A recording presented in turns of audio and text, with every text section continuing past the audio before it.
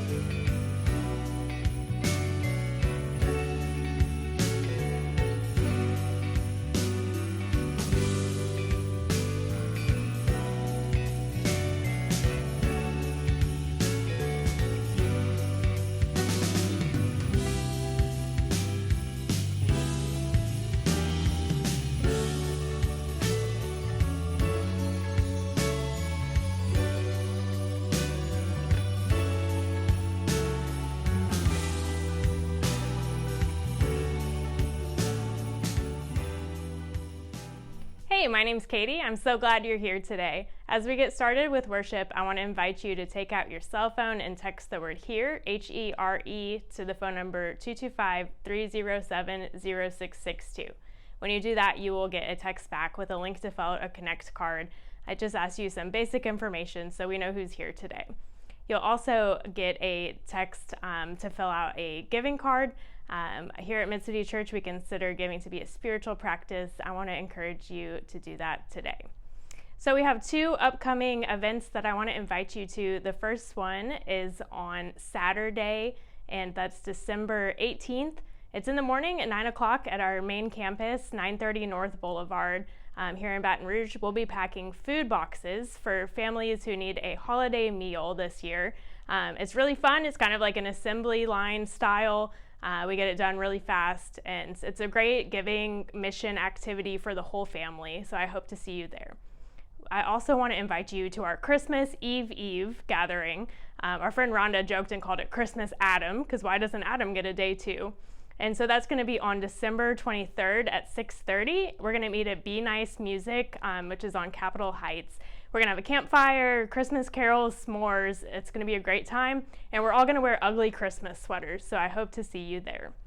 Well, I'm glad you're here. And get ready because worship begins now. Watch and wait for Christ's coming. We light this candle in joy.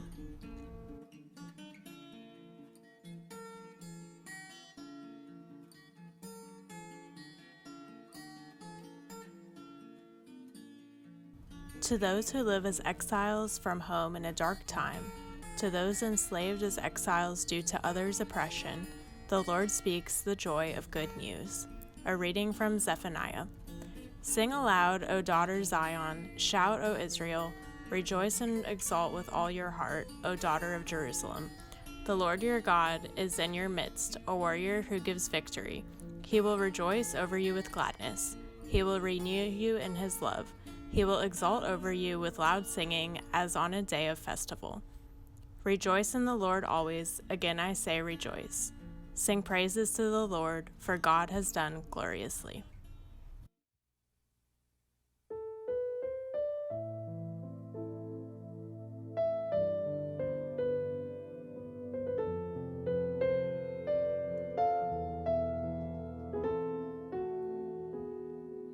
Mary, did you know that your baby boy would one day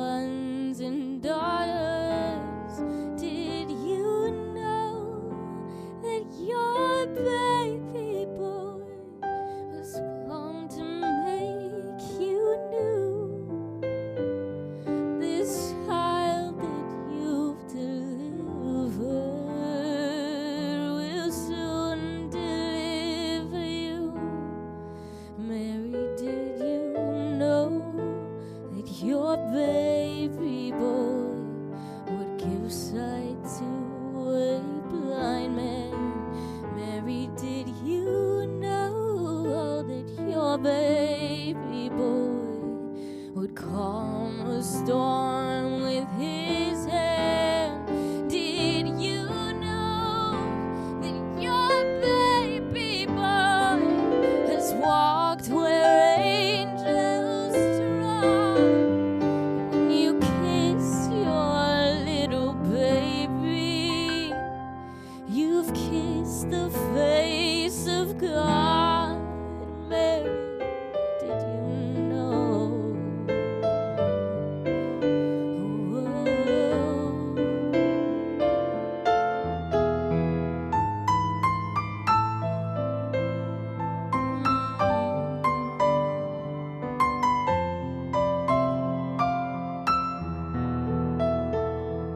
The blind will see, the deaf will hear, and the dead will live again. The lame will leap, the dumb will speak, praises of the Lamb.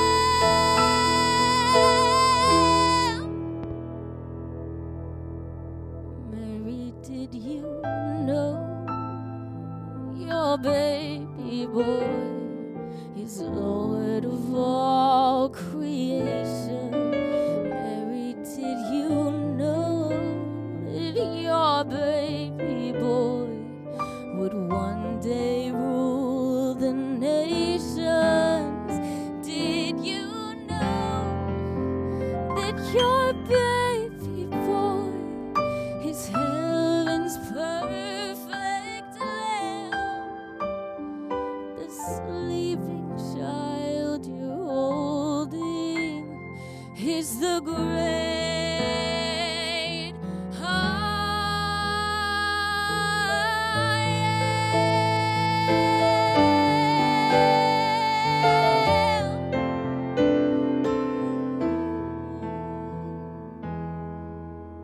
Mary, did you know?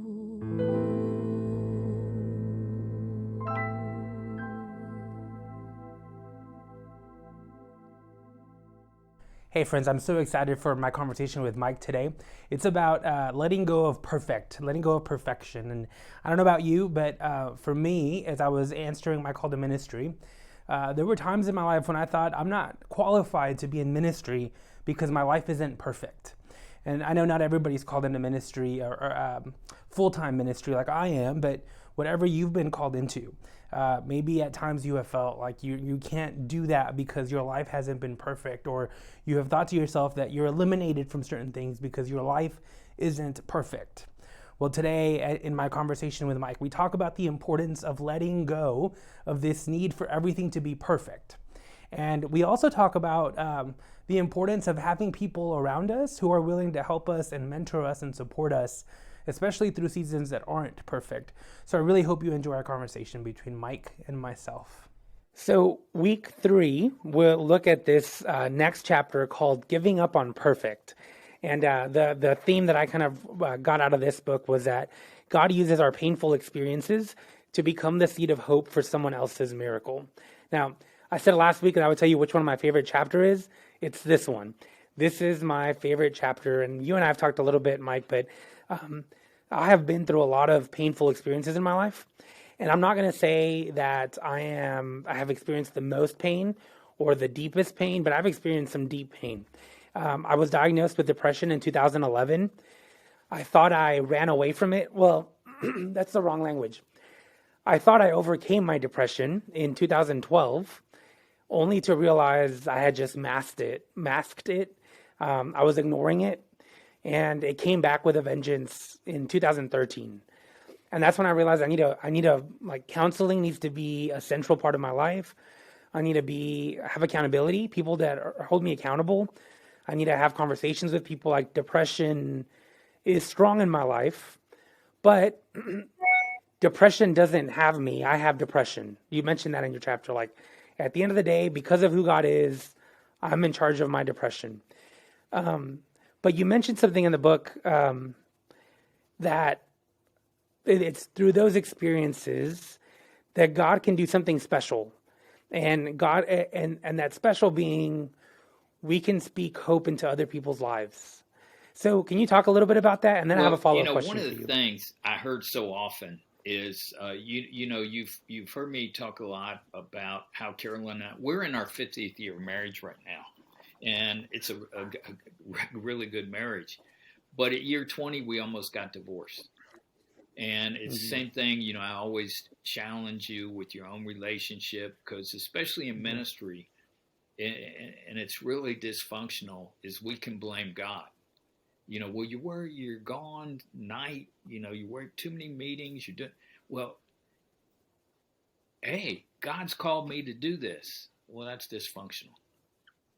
So, we got to year 19 or whatever, and we were kind of like co-parenting and so forth, but we were just kind of like parallel in our relationship. And Carolyn said, I don't want our kids growing up seeing this as love.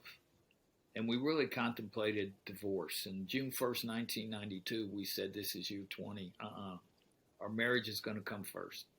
Doesn't matter if we don't feel like we love each other, but we're going to act like. And God still does resurrections.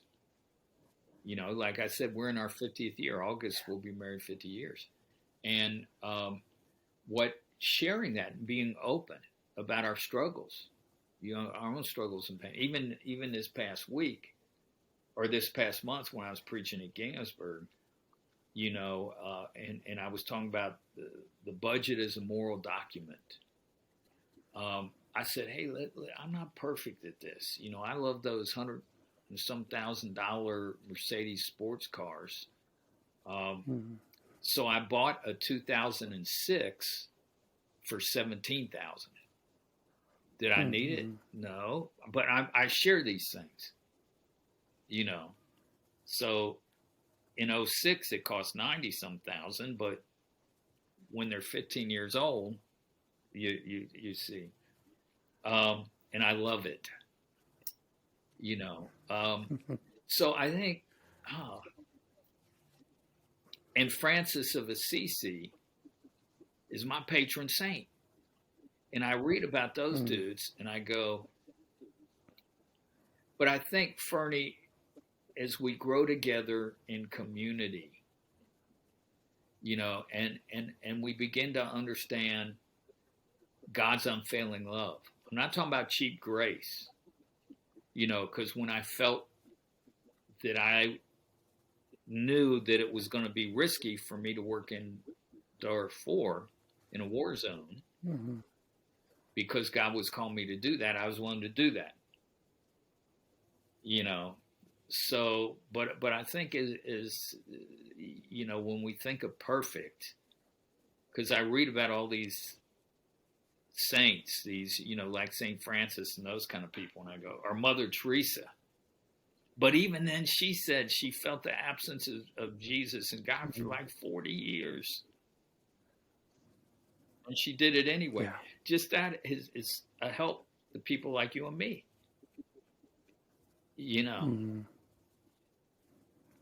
So we've got a church member right now. He was diagnosed with COVID in July. Excuse me. Was diagnosed with COVID in July. Recovered from that. Is dealing with long COVID. Last week was in a hunting accident. He fell off a tree, broke a whole bunch of ribs, is in the hospital right now, and struggling even more because he's still dealing with effects from COVID. And he told me the other day, he said, I don't know how much I can take. It's just like one thing after the other. And one thing I realized as I was reading your chapter was this idea that when I begin to follow Jesus, life is going to be easy and perfect is not the promise, right? I mean, we're still going to experience struggles and pain. Like the life is not going to be perfect just because we say to Jesus, okay, Jesus, use me to make a miracle in this world. Yeah. And you know what's, I think, so important, that God reveals God's strength in our weaknesses. So when you can share with me about depression and so forth,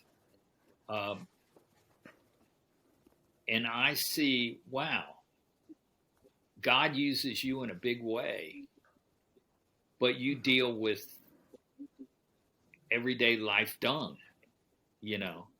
And Yeah. I think that's the greater miracle is to see hope in the midst of pain, you know, to experience grace. And the church needs to be that. You know, we're too judgmental. Is that we can demonstrate grace, seeing that this is a journey, you know, not an instant. You know, when I was a young Christian, I saw some pretty immediate changes. Like one was in my academics, but the other thing is I studied, you know, because I had this purpose in my life. But I wasn't expecting marriage to be as hard as it was, and other kind of things.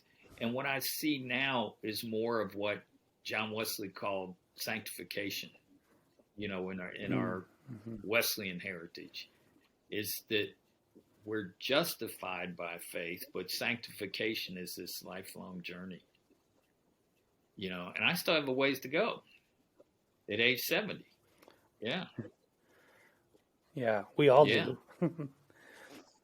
So one of the things in the chapter that you mentioned was you talk about Luke chapter 1, where the angel tells Mary that she's going to give birth to the Son of God. But then you mentioned in verse 36, he says your cousin Elizabeth, right? Mentions about Elizabeth, and she's also pregnant. And I really found it fascinating when you said that God never intended for us to handle life's unexpected turns by ourselves. And you say Mary is given a mentor, and her mentor is her cousin Elizabeth. Can you speak a little bit about that? It's critical. Who are the people? You know, I just in this past year, you always want to have people ahead of you, you know, and then you want to be helping people behind you. And so my 92-year-old mentor passed this year. And what he was showing me is how to age with purpose, grace, marriage, fun. I mean, he was a huge Cincinnati Reds and Ohio State fan, always on Facebook, encouraging me, guest preaching at different places. And I always said to Carolyn, well, I told him, Paul, you're my, you know, at this stage of my life, okay, I'm 70. I need someone that's 20 plus years older than I am to show me that part of the journey. So I think that mentorship is great. And the one thing I think he showed me is get out there and have fun, go to ball games, do all that kind of stuff. Because sometimes I can be too serious. Yeah. I really loved when you talked about Elizabeth, because during the darkest, most difficult seasons of my life, there were people who helped me through that. And, you know, I'll tell you, one of the phrases that I hate the most is God never gives us more than we can handle, because I don't think God punishes us or tries teaching us stuff by throwing stuff at all. What I do know is that in the darkness, God is present. And one of the ways that we know God is present is through the people who are journeying through those difficult times with us. So one of my best friends, his name's Austin. He's a pastor up in West Monroe. I remember there was this one day when I felt overwhelmed, and I was sitting out in the alley outside my apartment, and I was just sobbing. And Austin just sat there with me, and he didn't say anything. He didn't try to fix anything. He just sat there. And Austin's presence felt like God's presence in that moment. The miracle that God did through Austin was just the miracle of presence. And Austin is one of my best friends. I've told him this story a million times. But during these difficult times, I hear people say to me sometimes, like, how is God even present? Like, do you not see everything that I'm going through? And the answer is yes. God is present here through me, through your family that's sitting in the hospital room. God is present through the people who stop and help. Like, God is absolutely present in the most darkest times. And for Mary, I wouldn't say it was a dark time, but you mentioned this in one of the other chapters we're going to talk about. But and you mentioned it in a previous session, like the stigmas that Mary probably had to deal with as a teenage unwed mother, right? I mean, there was probably a lot of stuff that people said, and she had to go through a lot, and to have Elizabeth there to help her through this Well, whole and season. you know, the thing there is the angel just laid all this stuff on her and left. Yeah. So we have these visions from God, and then where are you, God? And so that's where God's messengers, people, you know, become so important in our life. You know, physical presence. You know, yeah. I'm going to go tell my fiance I'm pregnant and say God did it. And then you leave. Yeah. Yeah. I love that. Well, let me ask you really quickly, as far as giving up on perfect and everything we talked about, what is one challenge you would give people who are reading or having this conversation with their small groups? Well, I would say in whatever situation you're in is expectation. Like, you know, for me, a marriage, I had an unfair expectation, you know, on my wife. I think judgment on yourself, you know, can be part of that. So, or even children. Like, I remember when we moved my mom from her apartment to assisted living, we were going through her stuff. Now, this is 4 years ago. And so we found a bunch of my like grades, F, D minus, all that. She got mad all over again. I said, Mom, I'm 66 years old. Mom, I have my doctorate. I graduated from the University of Cincinnati with honors. I've written almost 20 books, Mom. Do you see? And so sometimes even like parents, if you have kids that are struggling, don't give up. You know, God's got a big plan for those kids. And I think that's another thing. Yeah. I love that. Well, thank you very much. Yeah. I really hope you enjoyed that conversation. I hope that maybe you've been challenged to look at your own life and evaluate your life and how you expect perfection out of yourself and perfection out of others. And I really hope that you will be challenged in the next week or so to really let go of those expectations. It is a huge burden to expect perfection at all times. And so I really hope that this conversation challenged you and helped you and maybe gave you some tools to be able to not expect so much out of you and those around you. Well, listen, if you want to keep diving deeper into this conversation, I want to invite you to text the word GROW, GROW, to the number 225-307-0662. When you text that, you'll get a link back to a home sheet. And when you click on it, you'll get scriptures that we talked about today, some questions to think about, and a challenge for you to live out this week. Well, I'm so grateful that you joined us. I look forward to next week as Michael and I continue our conversation. And remember, I love you, God loves you, and there's nothing you can do about it. I'll see you next week.